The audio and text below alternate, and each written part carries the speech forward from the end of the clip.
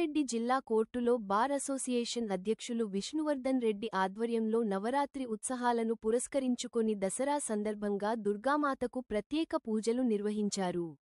ఈ సందర్భంగా విష్ణువర్ధన్ రెడ్డి మాట్లాడుతూ న్యాయవాదులు రక్షణ చట్టం మరియు 41 సిఆర్పిసి రావాలని ఆ దుర్గామాతను వేడుకున్నట్లు తెలిపారు. అదేవిధంగా సమస్త ప్రజానీకానికి అన్ని విజయాలు కలగాలని అమ్మవారిని వేడుకున్నామని తెలిపారు. ఈ కార్యక్రమంలో బార్ అసోసియేషన్ అధ్యక్షుడు విష్ణువర్ధన్ రెడ్డితో పాటు ఉపాధ్యక్షులు భూపాల్ రెడ్డి, ప్రధాన కార్యదర్శి మహేష్, కార్యవర్గ సభ్యులు మల్లేశం, మంజుల రెడ్డి, శ్రీకాంత్, శ్రీనివాస్, నిజాముద్దీన్ రషీద్, బుచ్చయ్య, నరసింహ, సుభాష్ చందర్, మాణిక్ రెడ్డి, రాములు, దత్తాత్రి, భాస్కర్ వీరితో పాటు బార్ అసోసియేషన్ న్యాయవాదులు పాల్గొని ప్రత్యేక పూజలు చేయడం జరిగింది.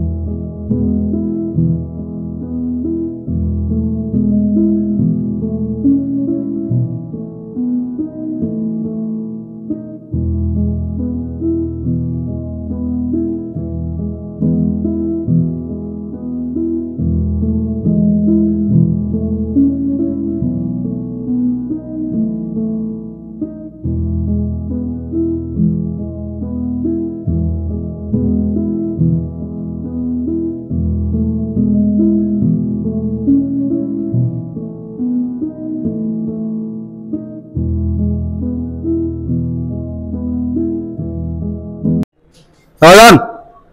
बोलो दुर्गा भवानी माता की, भवानी माता की जय माता दी। ఆ యొక్క దసరా నవరాత్రి సందర్భంగా మొదటిసారిగా సంగారెడ్డి భారత ఆధ్వర్యంలో దుర్గామాత యొక్క పూజ జరిగింది. ఇది ఆనవాయితీగా మారాలని కోరుకుంటున్నాను. ఎందుకంటే ఈ దుర్గామాత అందరికీ ఆది దేవత.